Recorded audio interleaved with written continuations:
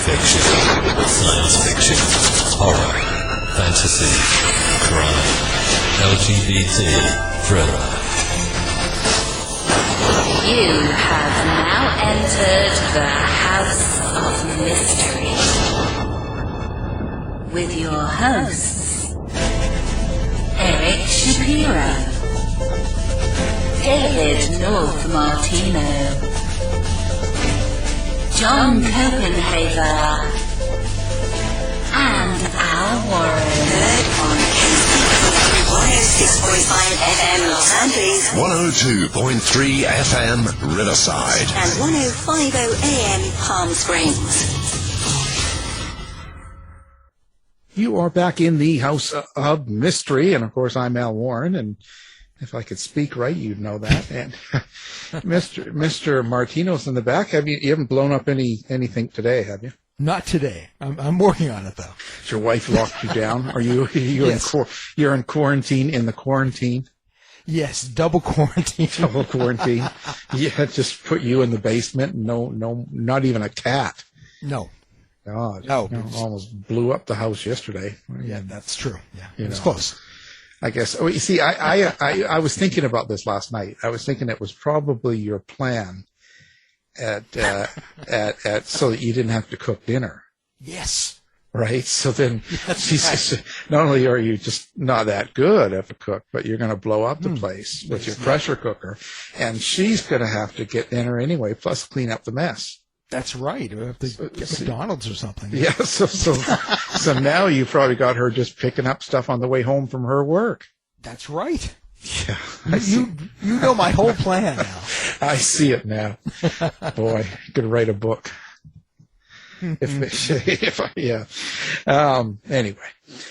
So now, speaking of writing a book, now we've got a man today that has written a ton of books. Wow. Almost as much as the lady yesterday. Yeah. Almost. But it's crazy.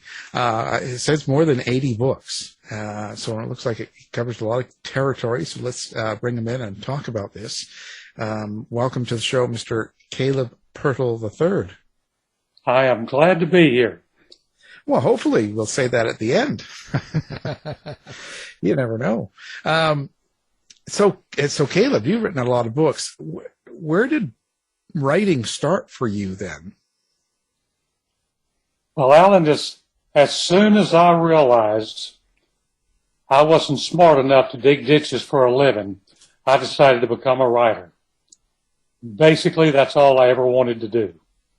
I went to college at the University of Texas and majored in journalism, jumped into newspaper business, small newspapers, large newspapers, wound up with magazines, and eventually I worked for a publishing company for 25 years. And in the last 10 years, I have quit writing nonfiction, and basically now I write fiction. Well, that's an interesting jump.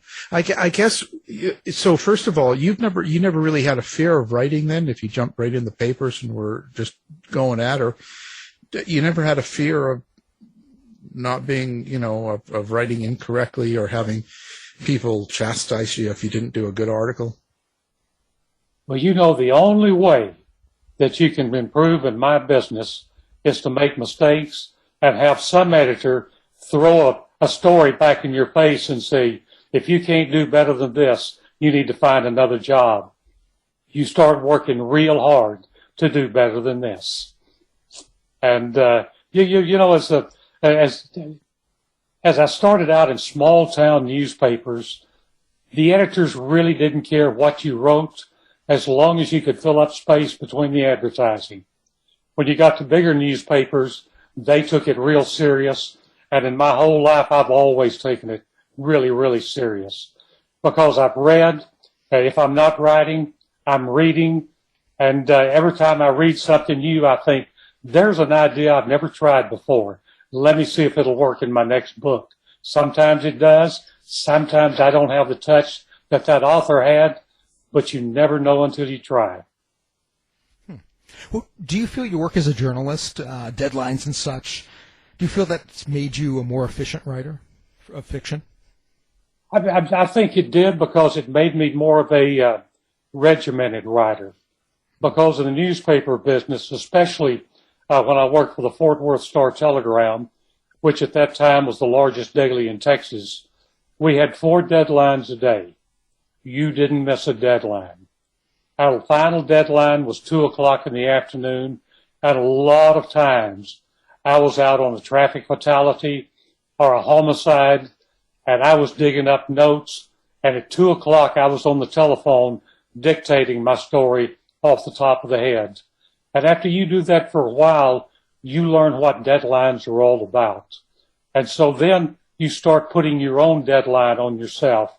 And then when you write, like as I do now, and you're your own boss, you're writing for the toughest boss you've ever worked for in your life. There are no excuses, no sickness. When a book is due, that final page better be coming out of the machine.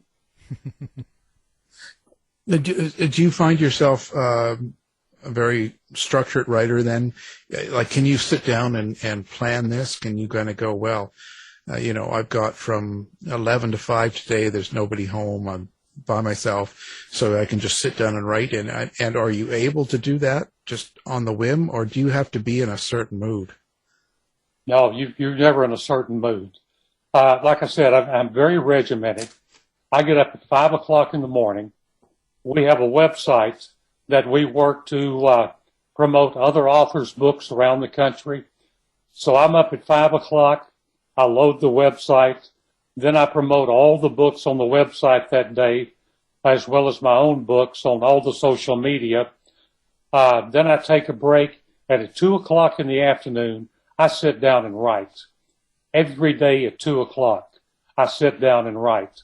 There's no and buts about it.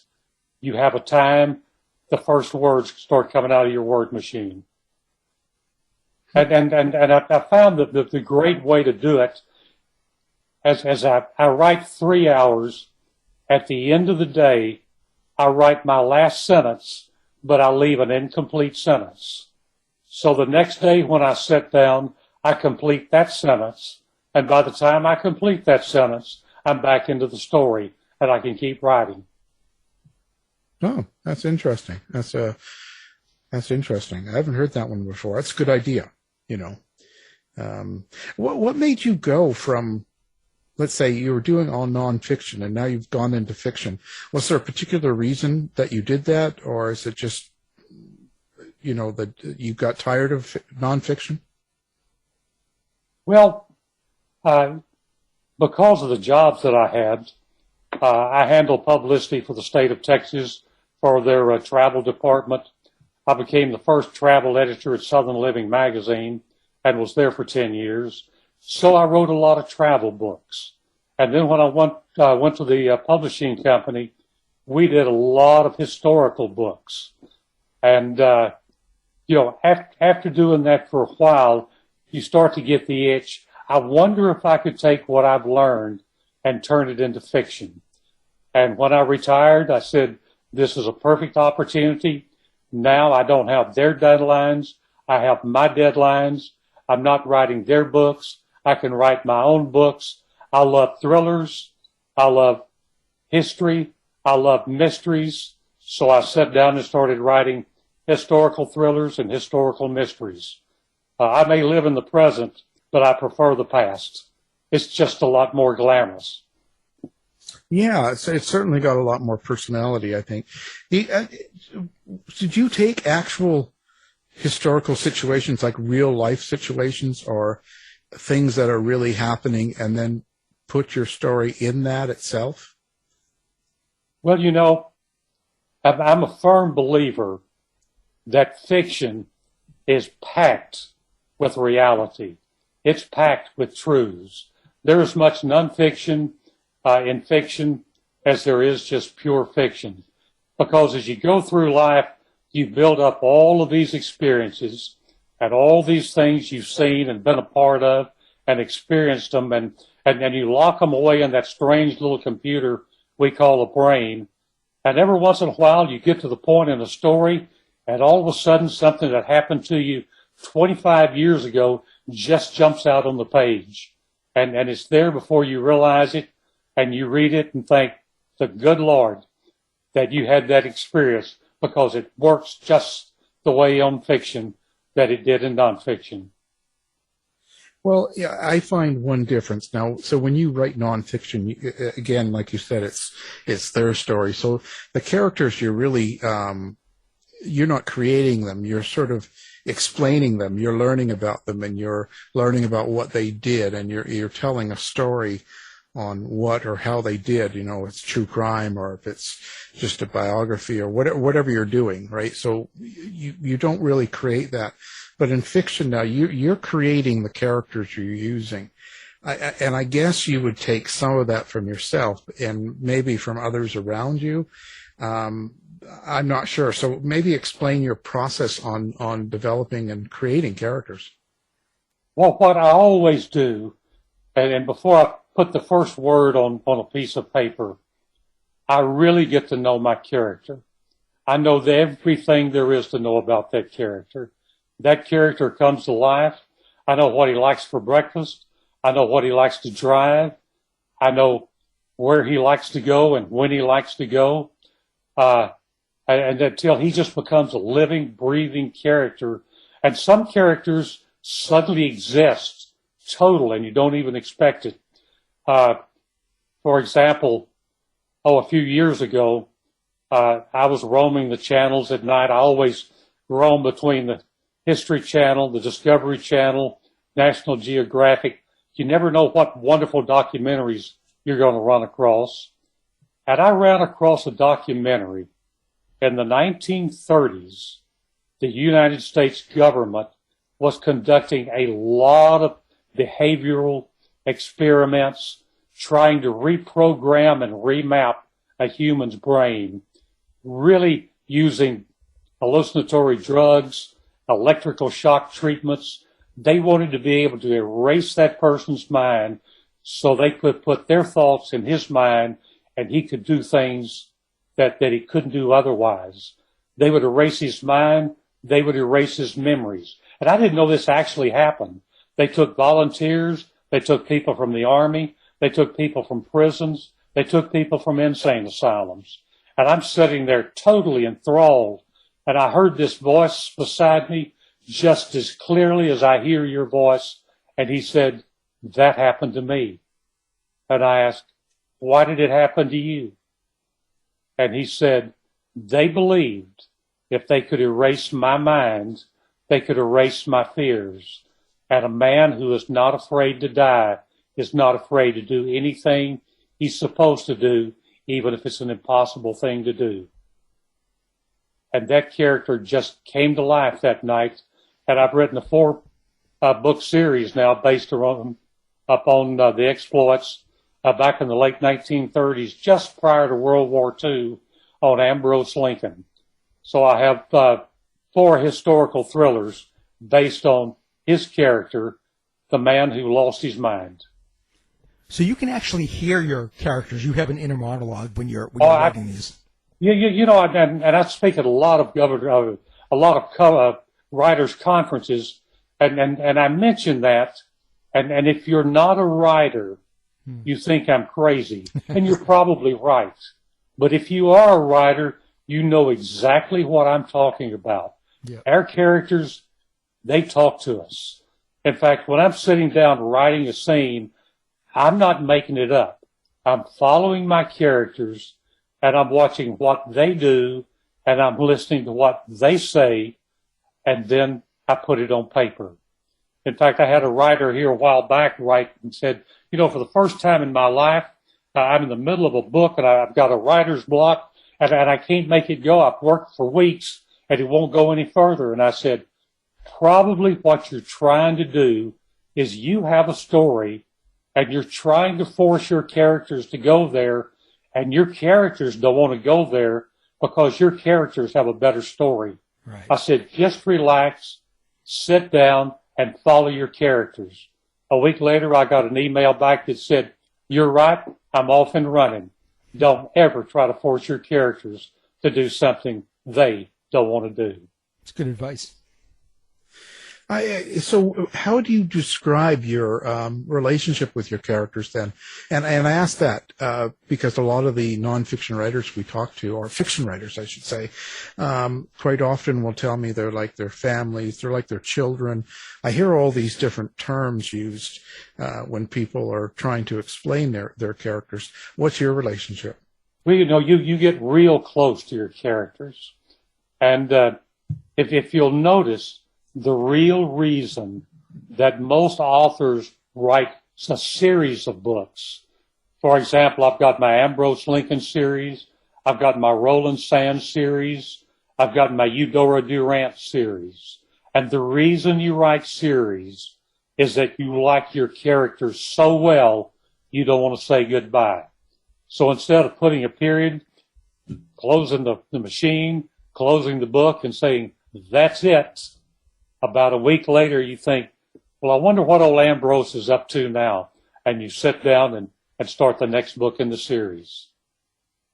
And so when you go through each character and you're going through a series and you're writing a book and you say you see some of the events, like you're seeing the actual event happening that you're writing the scene, do you actually play it out completely? Do you actually do that even live with your own physical body? Yeah, I would never do that. Like I say, I sit there and watch what they do, and as they do it, I'm writing it down. As they're talking, I'm writing dialogue.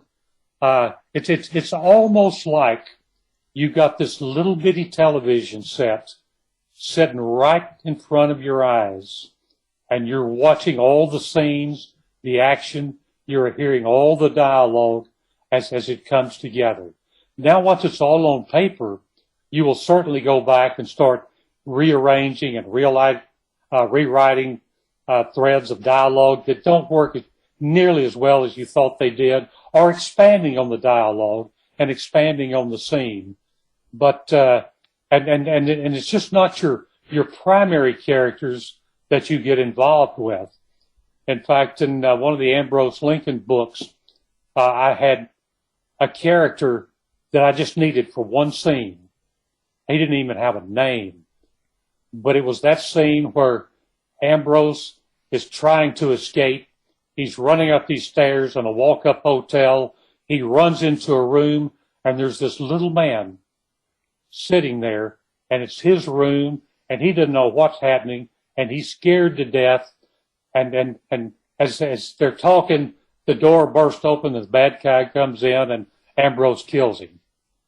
I'm thinking, okay, I needed that character. It's kind of like a day character in a movie script. You bring him in, you do the scene, you pay him off, you leave him, you never listen to him or hear from him again. George never left.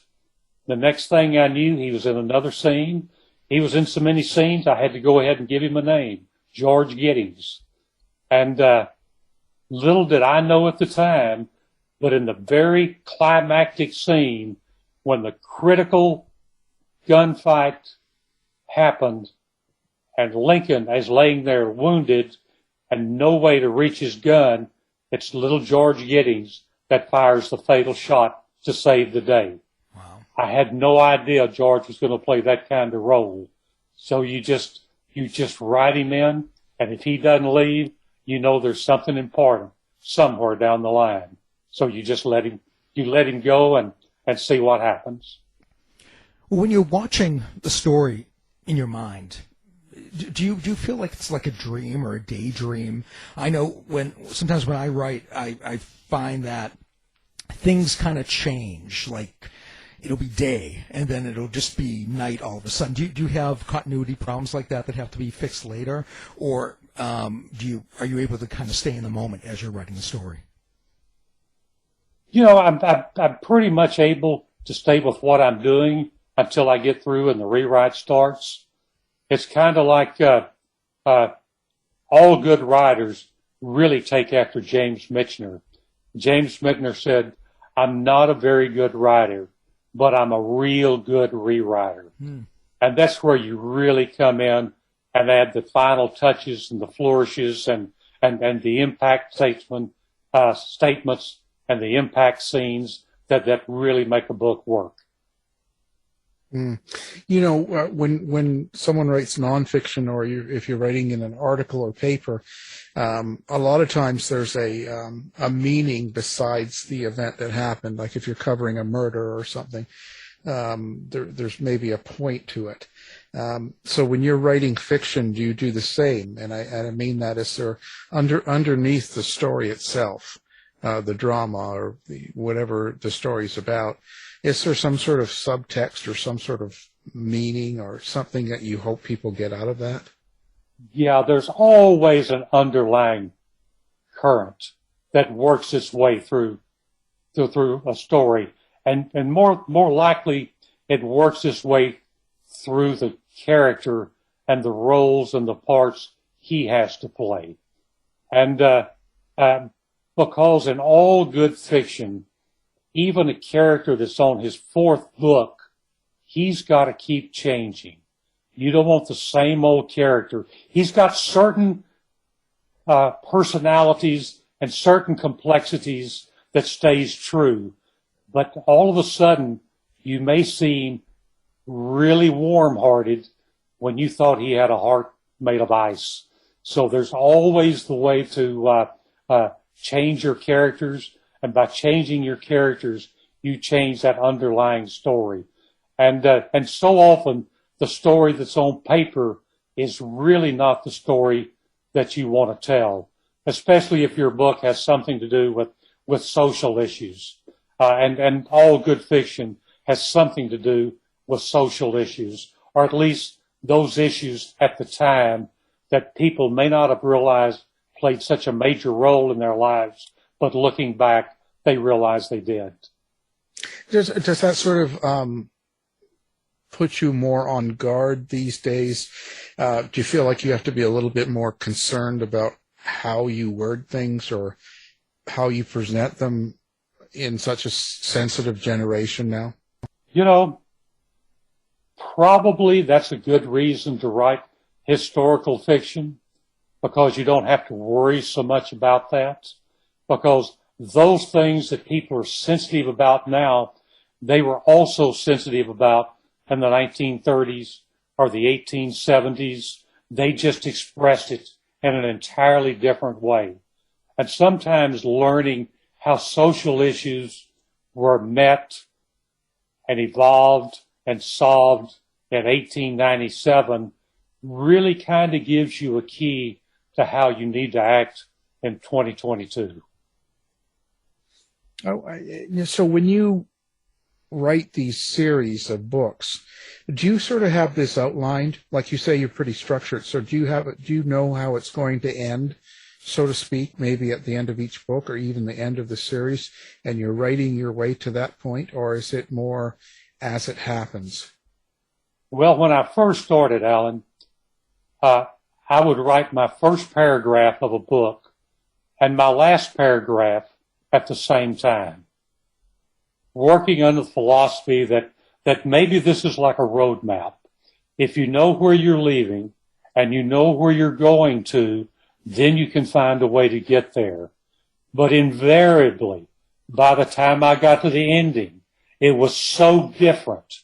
I had to rewrite the ending, which meant I had to go back and rewrite the beginning. So now I just sit down. I'm what, and I'm sure you've heard the phrase many times, I'm more of a pantser. I just write by the seat of the pants. I write the first sentence in a book and see where it takes me. And I know the book that here a while back I wrote, it's a historical fiction, but set back during the Great Depression. It was called Bad Side of a Wicked Moon. And all of a sudden, I came in to my wife, and I was all excited. She could see that I was excited, and she said, "What's the matter?" I said, "I've just reached page 256, and I know who the bad guy is." Up till that time, we had a thread of crime working its way through the book, but I had no idea who the killer was. And on page 256, I finally figured it out. usually I figure it out when my main character tells me.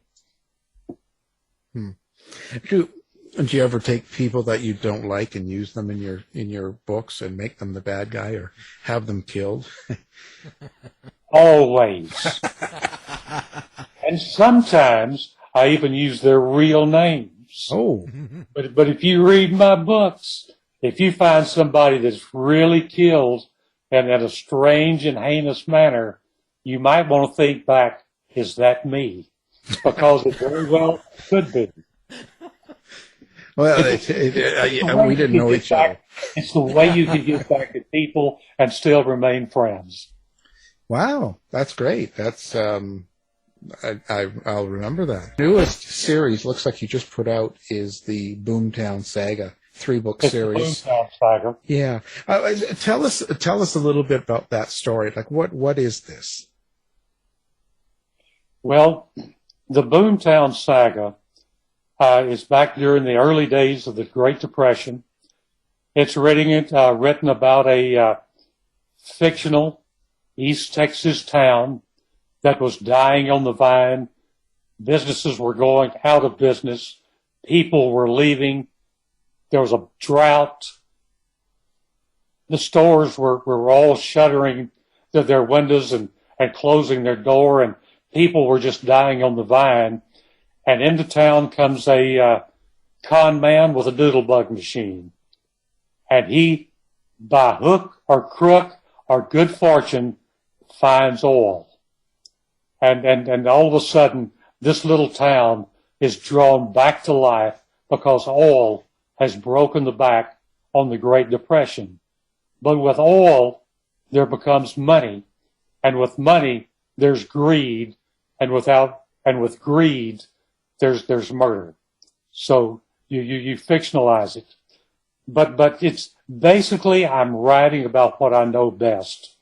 I was born and raised in Kilgore in East Texas, which in 1931, a con man came into town. He sold shares for $25. He raised the money, and he actually drilled an oil well. And then to raise money to drill that first oil well, he would go to Dallas and pick up a copy of the Dallas Morning News and read the obituary columns. And in the obituary columns, he would find the richest new widows, and he would go pay his respects to the widows. And he was quoted as saying, and this is in a newspaper article, every woman has a certain place on her neck that when I kiss it, she starts writing checks. So he financed the Kilgore boom with the checks from the widows in Dallas and from those little shares that he sold. And all of a sudden, Kilgore became one of the biggest boom towns in America. East Texas oil field was the largest oil field ever discovered. And so as I grew up in the midst of this, on the cusp of this great oil boom, I grew up listening to stories about the people, the places, the things, the crooks, the criminals. They even had to send in the Texas Rangers to get things under control because it became such a wicked and unruly boom town. But I had all these stories that had been tucked away in my brain for 30 or 40 years. And all of a sudden I thought, I've got the best background of any story that I've ever had. The time has probably come to tell it. There's been enough funerals. So that's when I became my Boomtowns, or when I started writing my Boomtown series. It must take quite a bit of, like you say, but it must take quite a bit of research to kind of make sure details are correct. Like if you're writing in a time period like the 30s in a certain area, you have to make sure that the slang of the time is right, the way people use their words, the way they dress, the way they behave, their habits, the customs, as well as what's going on. Like when you talk about, just the area and the town. So that how long does that take you to research something like this out? It takes quite a bit of time because I do as much or more research on fiction as I do on nonfiction, because you're exactly right. If you make a mistake writing nonfiction and somebody realizes it, you've suddenly lost all credibility. So you have to make sure the clothes are right, the weapons are right. And the first draft of my first Ambrose Lincoln book, set in 1939, I sent it to my editor, and the editor emailed back and said, "You better check his weapon. You've got him carrying a Glock," and they didn't invent the Glock till 1952. So I immediately went back and said, "Okay, what kind of weapons did the military use in the 1920s?" So you really have to be accurate.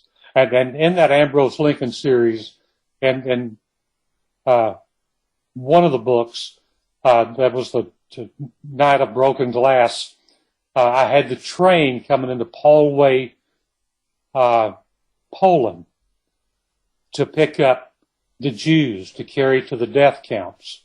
Now, I researched and researched until I found the actual name of the company who built the trains that actually went to Polway, Poland, and picked up the Jews for the death camps. And I used it in the book. Now, nobody else will ever realize that that's probably the truth, but I know. And as long as I know, I can feel good about it. Well, yeah, you never know. There's always that one person. There's always one historian out there that's just looking for mistakes. Yeah. And God bless them. We need to find out where the mistakes are and change them. Yeah. But there's always, I always find there's one or two out there that all of a sudden will email you and tell you something that you didn't know. And, but I think it's really important. It's super important. How long does it take you then to put together, like this new series of 3 books that you just released? How long did that take to actually get out? I've spent probably, once I start, I will get a book out in 3 months. Right now, I'm trying to get at least 2 books and mostly 3 books out a year. In fact, as I said, I talked to a lot of writers groups, and a lot of people want to be writers and they want to write books, but the thought of putting together a 300-page book is kind of a daunting experience that lays in front of them. They're almost afraid to start.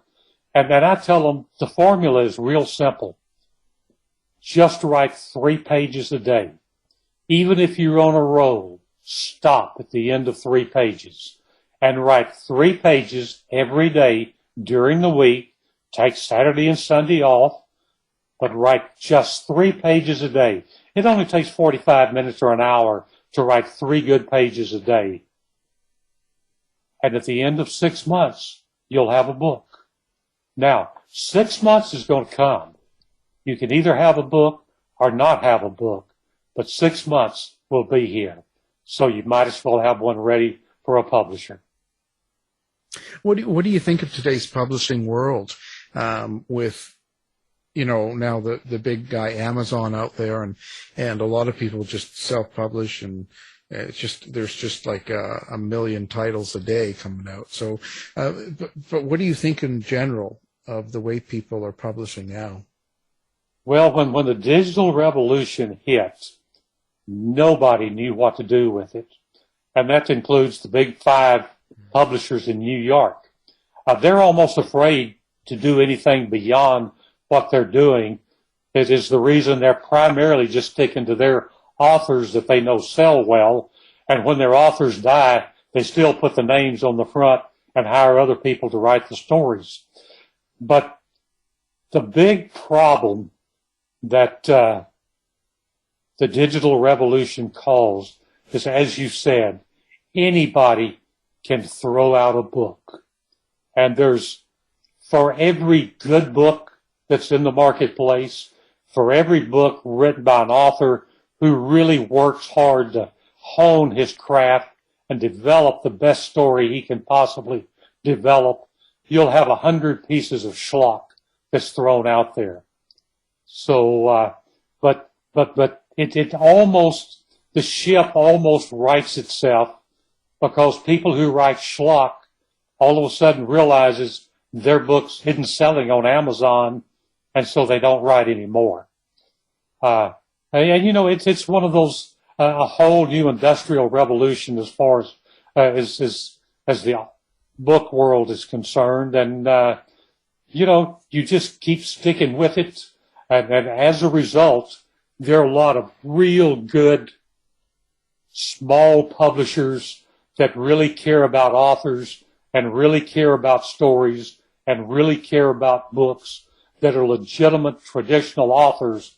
They just aren't as big as the boys in New York, but you can still find real good, solid, small publishers to work with. And they will make sure that you don't stop until you have a book worth publishing, and more important, a book worth reading. Well, what do you think the biggest mistake some of the writers are making then? You think they're just not getting themselves edited? They're not. Where's the biggest problem? The biggest problem is their books look homemade and their books read homemade. They've never really studied how a book is put together. They may have read a lot of romances, so they think, I can write a romance. You get a man and a woman, and you work the formula, and all of a sudden you have a book. And they don't realize all the little nuances that take place within a book that make it happen. For example, one of the great books out there on whether you're writing film scripts or whether you're writing books is called Save the Cat, written by a screenwriter who really narrows it down. This is, in the first 15 pages, this has to happen. In the next 30 pages, this has to happen. On page 50, you introduce your subplot, and he leads you right through it to the point that 15 pages before the end, and I'm talking about a script, it'd be about 45 pages before the end in a novel, all is lost. You read it and you think there's not any hope, regardless of what the genre is. In historical fiction, they're not going to be able to cross the raging river. And a romance, the hero has run off and she'll never be able to find him. And a thriller, the bad guy has the good guy and a cell in chains, and he's locked away and can't get out. Everything, all is lost. And it's those last 45 to 50 pages of a novel that make it all worthwhile. In fact, Linda and I can go to a movie or watch a movie on television, and all of a sudden she'll look at me and say, well, we're 15 minutes from the end because all is lost.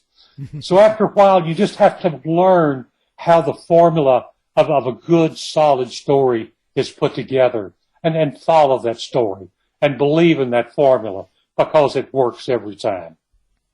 Well, speaking of scripts, I'm just curious. You've written screenplays, and I was just wondering how you got into writing for movies and television. Well, I had a real good friend who was in the film business, Frank Q. Dobbs. He and I had done a lot of industrial scripts together for clients he had with his Houston film company. And he always wanted to write and be a part of feature films. So he went to Los Angeles and started writing, and he had really cut his teeth on the old Gunsmoke series, writing scripts for it. So he became the resident Western authority in Hollywood. And for example, he read that CBS was wanting to do 7 Westerns. So he called me and said, you know, why don't we do a Western? And we had a story about finding oil. And I said, what I'll do is just change that script to where we're no longer looking for oil, but we're in a Western looking for water. The story is the same. The drama is the same. It'll work. So he went to CBS, and CBS said, well, we've already sold those Westerns What now? We're looking for a historical period piece. And Frank reached in his briefcase and pulled out our oil script and said, have we got a deal for you? So that's how we got the first one done. And then he got involved with Larry Levinson, who was doing all the Gambler series. And we did the two-part miniseries on Gambler 5 with Kenny Rogers, Lonnie Anderson, and Dixie Carter for CBS. And so we did that miniseries. Film scripts are wonderful to write. There's a lot of money to be made on good film scripts, but you have to go out to California and play the game. And I've never been willing to go to Los Angeles. So I guess terrible place. Pass me by. It's a terrible place. I'm the first one to tell you that. It really is. I thought you might have a first name basis with L.A. Yeah, I do, and it's not a good name. Do you ever look back at some of your earliest books and think that you'd like to rewrite them, or it's quite often writers will say that they dislike some of the earliest books, or they're not good, or they wish they rewrote them, or they could write them differently and stuff. I think that's probably something that's common amongst writers. What's your thoughts on that? Well, it's always common, but it's also kind of interesting to go back and look at the first book that I ever did and the last book that I ever did, because the first books, I was overflowing with purple prose. I was trying to turn narrative into poetry. I wanted people to be able to see the color of the blossoms in the trees and smell the lilac bushes. And then as I've gone along, my writing has become a lot more spare, a lot more sparse. In those days, I was trying to set a beautiful scene. Today, I'm trying to see what the characters do within that scene. And it's almost something I learned when I was writing film scripts. Well, when I wrote the first one, I would set the scene in this western town, and I would tell everybody in the script where everything was. I would describe the saloon, describe the bank, describe the street scene, describe the corral, describe the mountains in the distance and the melting snow coming down in the crevasse and then the arroyos. And the producer said, Pirtle, just right, cut the street scene. The director will figure out how to set it. So now, when I go into a town, I explain the town to where you really understand the mood and the thoughts and the personality of the town, but I don't spend all that time on descriptions. Because, one of the great writers once said, it's all right to describe the bedroom, but don't furnish it. And so now I may write about the town, but I don't furnish it. If you were to look back then at all of your books, and someone has never read one of your books before, which one would you choose for them to read that would get a good flavor of who you are as a writer? I think probably now I would ask them to read the first book in the Boomtown series, because it's probably my Ambrose Lincoln books may be a little too spare. My Roland Sand books series may be too introspective.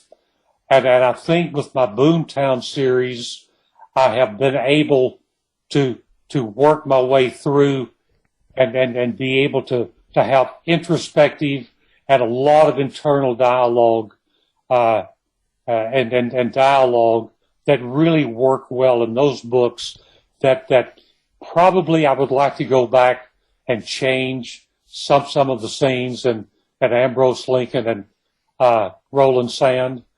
But I'm writing new Roland Sand books and new Lincoln books, so I'll have an opportunity in the new books to try to make that transition. But because probably the most important thing in writing a novel these days is internal dialogue. In fact, I've often said, you hear people go to a movie and then you hear them read the book, and they always say the book is better than the movie. And the reason is, in the book, you can tell what the point of view character is thinking. And in a movie, all you see is his reaction, his facial reactions. You never know what he's thinking. Now, you mentioned your wife, and I see that she's also a writer. What's it like having two writers in the house, and do you act as each other's first readers? Well, Linda was in education until she retired. She was a high school English teacher, then a high school principal, and spent her whole life in education. And after she retired, she didn't have anything to do and wondered why I went into my office, closed the door, and had the best time of my life, all alone, surrounded by characters she couldn't see or hear. So I dared her to write a book. And she's the type of person, don't dare her to do something, she will do it. And she always loved cozy mysteries. So Linda wrote her first cozy mystery, The Mahjong Murders, and it really sold like hotcakes. And so now she's written 4 cozy mysteries and is working on her 5th book. So she's really gotten into the writing. Now, the difference is I write every day. It's just part of breathing. If I didn't sit down and write, I'm not sure what I would do. She writes on Wednesdays. She finds out one day a week, and that's her writing day. It's Wednesday. Well, don't get in her way on Wednesday. Don't even speak to her on Wednesday. In fact, it's almost gotten to the point that we live together and email each other. And if it's important, she'll call me on the phone. But very seldom do our paths cross within the house. Oh, it's better that way. It's a lot better. Well, the thing is, now, and when we do sit down at the dinner table, we have something to talk about. She can tell me what her characters are going to do, and I can tell her about what my characters are doing, and she can tell me what they're doing wrong. And most times she's right. She's right even when she's wrong. Come on. You got that. But really, she really has good points. And well, as an old English teacher, she doesn't tell you what's wrong. She makes you think until you figure out how you did it wrong and how she'd go back and redo it and make sure it's right. Bet you she has a big ruler. A big ruler. And then I've got busted knuckles. Yeah, it's like that. I had that, my teacher back in the 60s would slap, because I wrote with my left hand. That was a big no-no back then. And so she would always hit me with the ruler. Yeah. And it was acceptable. And you knew it was going to happen. Yeah. And you just lived with it. Exactly, because that's what you had to do. What other choice was there? Well, really, the person who probably had the biggest influence on my life was my high school English teacher. She was the hardest English teacher that the good Lord ever put on this earth. When you wrote themes, if you had a comma blunder, a comma fault, a comma error, it was an automatic F from that point, and she never read the rest of the theme. She called me in one day, and she said, all right, I'm reading your themes. Because I was trying to be a writer. I would write the one-word paragraph, the incomplete sentence, the impact sentence, and she said, okay, I know what you're trying to do. You want to be a writer. She said, you're not a very good writer, but I'll tell you what, I'll make a deal with you.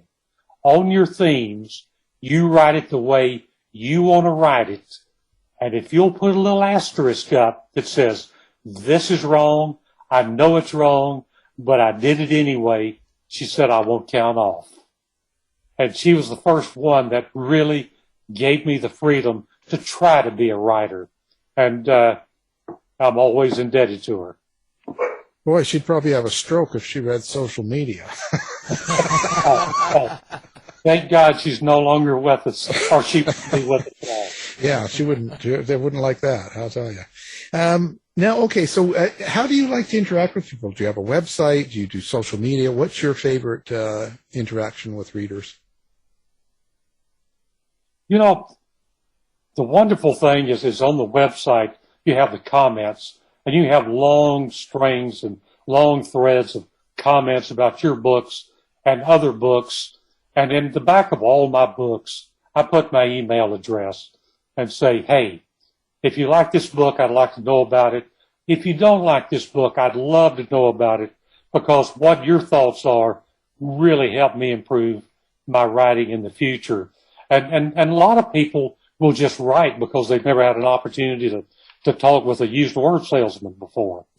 And so you get to go and learn from readers, which is one reason Lynn and I speak at so many writers' conferences, is you not only have writers, you have would-be writers, and you have readers, and this gives you an opportunity to sit around when nobody's on stage and drink coffee together and spill ideas together and find out what the reader thinks.